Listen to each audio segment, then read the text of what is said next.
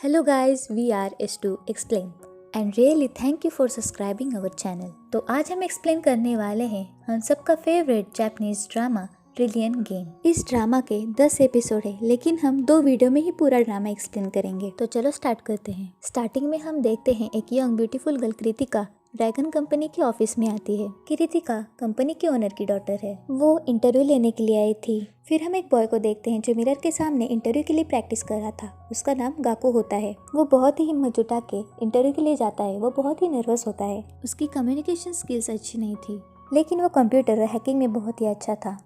गाकू interview में बताता है कि उसने कंपनी की सभी मैगजीन्स पढ़ी हैं और उसका ड्रीम था कि वो इस कंपनी में काम करे। और वो बातों बातों में बोल देता है कि उसने कंपनी को भी हैक किया था।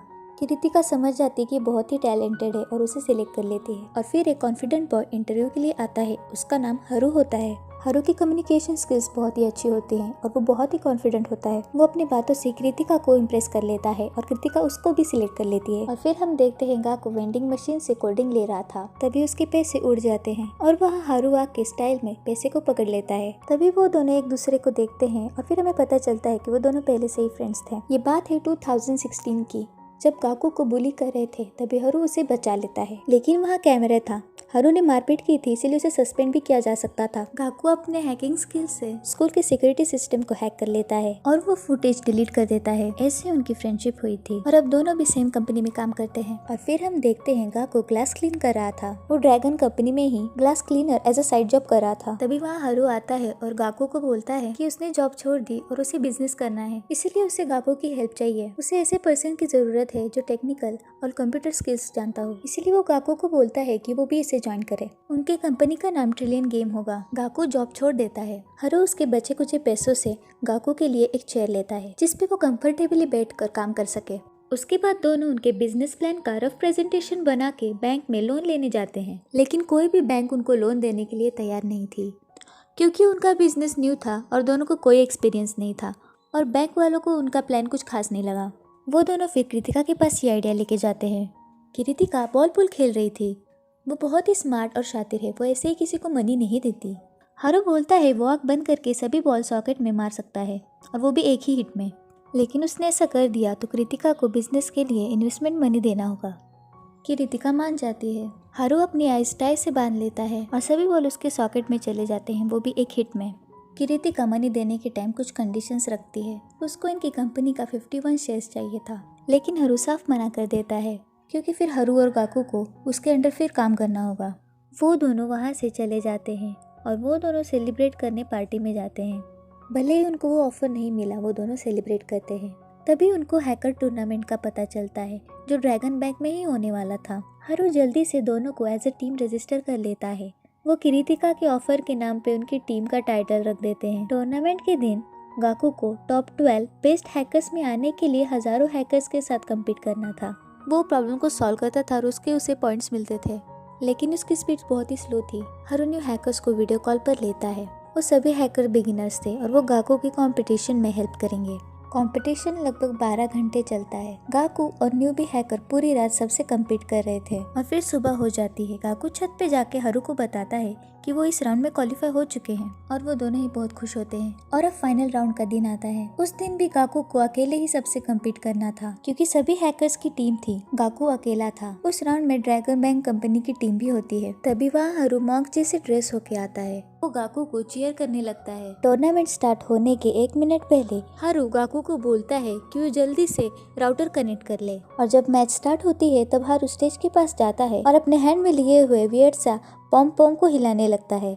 वो पॉम सिलिकॉन स्ट्रिप से बना था। उससे सभी सिग्नल्स ब्लॉक हो रहे थे और सभी हैकर्स को कनेक्ट करने में प्रॉब्लम हो रही थी। ये पूरा प्लान हरू का था। हरू ने पहले से एक और राउटर फिक्स किया था। दोनों राउटर के नाम सेम थे। गाकू इसी अपॉर्चुनिटी का फायदा उठाता है। उसने दूसरे टीम के पासवर्ड को हैक कर लिया था और वैसे करके कंपटीशन जीत जाता है। कृतिका भी वही थी। वो गाकू और हरू के जीत से बहुत ही खुश थी। तभी मैनेजमेंट को पता चल जाता है कि हरू ने चीटिंग की थी, इसीलिए वो डिस्क्वालीफाई हो जाते हैं और उन्हें प्राइज मनी नहीं मिलता। वो दोनों वहाँ से जा रहे थे, तभी एक आदमी उनके पास आता है। उसका नाम काजुकी था। वो हरू और गाकू के आइडियाज से और उनके तेज दिमाग से इम्प्रेस हो गया था। वो दोनों को 30 मिलियन का ऑफर देता है और डील फाइनल करने के लिए वो दोनों को होटल में लेके जाता है, लेकिन वो दोनों को धमकी देता है कि उसके मनी का वो यूज अच्छे से करें, वरना उनको पूरी लाइफ नौकर बन के रहना होगा। वो एक कंडीशन भी रखता है कि 3 मंथ्स में उनको 300 मिलियन कमाना होगा। हारू और गाकू मान जाते हैं और वो कंपनी चलाने के लिए लोगों को हायर करने लगते हैं। लेकिन दोनों को इंटरव्यू लेते कैसे हैं ये पता नहीं था और ना एक्सपीरियंस था, इसीलिए वो एक बुक की मदद लेते हैं और वो दोनों उसी बुक का क्वेश्चंस इंटरव्यू में पूछते हैं।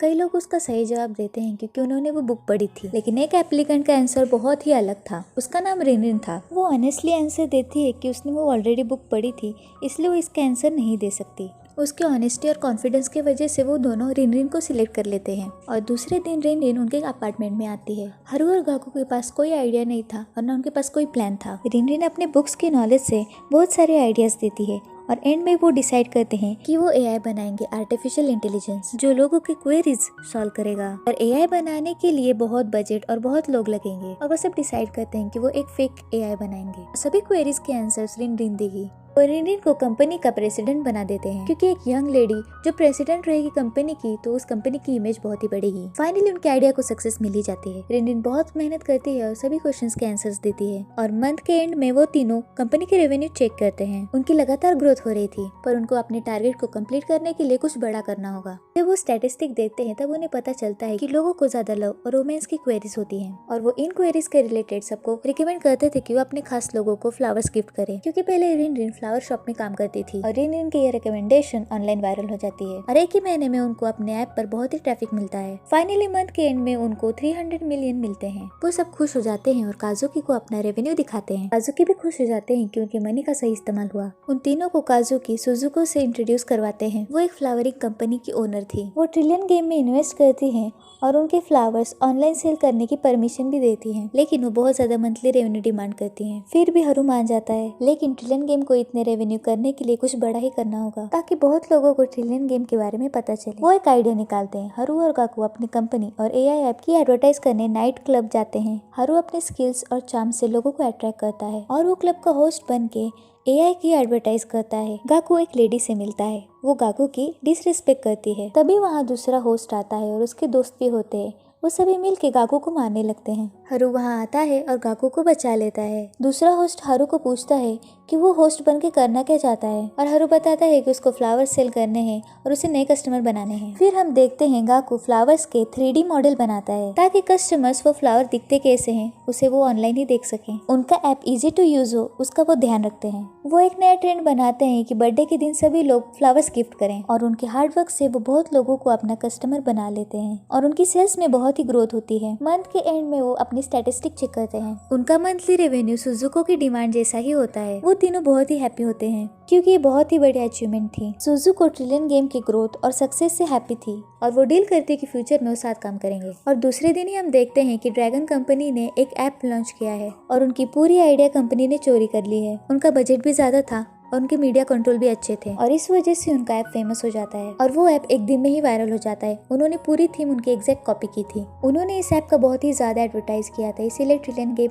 फ्लॉप हो जाती है। किरितिका के फादर काजुकामा काकुरी ने ये सब किया था। वो ड्रैगन कंपनी के प्रेसिडेंट है। वो किसी भी दूसरे कंपनी को बढ़ते हुए नहीं देख सकते। वो दूसरी कंपनीज को बर्बाद कर देते हैं। इसी तरह उन्होंने ट्रिलियन गेम के साथ भी किया। गाकू, हारू और रिनरिन बहुत ही सैड हो जाते हैं। नेक्स्ट डे हारू एक न्यू आइडिया के साथ आता है और वो आइडिया ये था कि वो लोग सोशल गेम के मार्केट में एंटर करेंगे। वो अपना प्लान रिनरिन और गाकू को बताता है और वो दोनों इस प्लान के लिए अग्री करते हैं। अब उनको एक ऐसी कंपनी चाहिए थी जो उनके लिए एक गेम बनाए। रिनरिन एक लिस्ट बनाती है। गाकू और हारू उस कंपनी में जाते हैं, लेकिन सभी कंपनी उस ऑफर को रिजेक्ट कर देती है। उनको एक कंपनी मिलती है जो अच्छे कंडीशन में नहीं थी।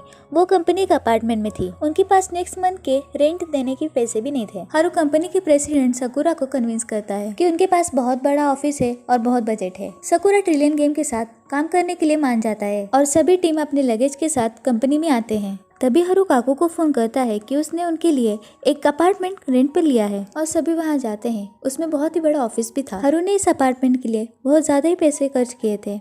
इस बात से गाकू और रिनरिन को चिंता होने लगती है कि वो फाइनेंस कैसे मैनेज करेंगे। हारू दोनों को कन्विंस करता है कि वो करके दिखाएंगे। हारू सबको गेम के लिए एक रोड मैप दिखाता है। उसे वो गेम 6 महीने में ही बनानी थी, लेकिन कोई भी अच्छी गेम इतने कम टाइम में नहीं बन सकती। इसीलिए हारू एक पुरानी गेम की इंस्पिरेशन लेता है। वो उसी गेम को प्रॉफिटेबल बनाना चाहता है। हारू सबको बताता है कि number 1 gaming producer trillion game को ज्वाइन करने वाले हैं और ये अनाउंसमेंट सभी का अटेंशन खींच लेती है। तभी वहाँ वो प्रोड्यूसर आते हैं जो गेमिंग इंडस्ट्री के सबसे टॉप में हैं। वो अनाउंस करते हैं कि वो ट्रिलियन गेम को ज्वाइन करने वाले हैं और उनके लिए एक गेम बनाने वाले हैं। वहाँ सुजुको भी होती है, वो इन्वेस्ट करने के लिए रेडी थी। सुजुको को देख सभी इन्वेस्टर्स कंपनी में इन्वेस्ट करते हैं। सकुरा बहुत खुश हो जाता है और एक्साइटेड भी होता है और फिर हमें पता चलता है कि ये फेक प्रोड्यूसर है।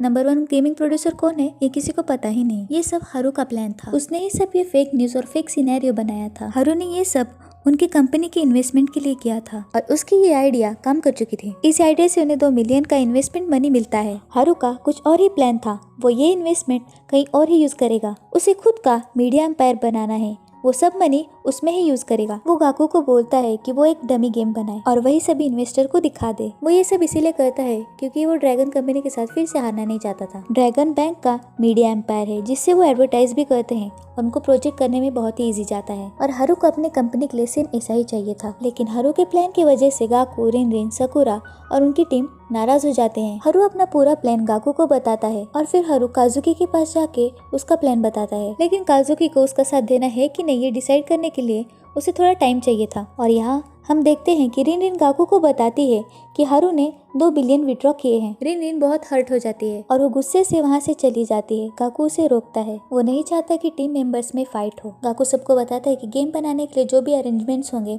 वो कर लेगा और वो सभी को हारू का प्लान और जो भी सच्चाई है सब कुछ बता देता है। सभी सैड हो जाते हैं। ये देखकर गाकू बोलता है कि ड्रैगन बैंक में उसका एक फ्रेंड है जो नंबर 1 गेमिंग प्रोड्यूसर को जानता है। वो उससे कांटेक्ट करेगा ताकि ट्रिलियन गेम कंपनी उनको हायर करे। सकुरा खुश हो जाता है कि गाकू ने उन सब का साथ दिया। वो बोलता है गाकू का बहुत बड़ा दिल है और वो सबकी साइड लेता है। गाकू के इस ब्रेव एक्ट से सभी खुश हो जाते हैं। और यहाँ हारू और काजुकी मीडिया कंपनी गॉड प्रमोशन को लेने का प्लान कर रहे थे। उस कंपनी में काजुकी पहले ही एज एग्जीक्यूटिव मेंबर काम कर चुका था, लेकिन उसे कंपनी से निकाल दिया गया था। कंपनी की न्यू एक्टर से एक्सीडेंट हुआ था पर कंपनी को बहुत सारा लॉस होता, इसीलिए उन्होंने सारा ब्लेम काजुकी पे डाल दिया और उसे कंपनी से निकाल दिया। ये सब सुन के हारू एक बहुत बड़ा प्लान करने की सोचता है और वो प्लान क्या होता है वो हम देखेंगे सेकंड पार्ट में। पार्ट 2 इस चैनल पे जल्दी आएगा। So make sure you subscribe this channel. Thanks for watching.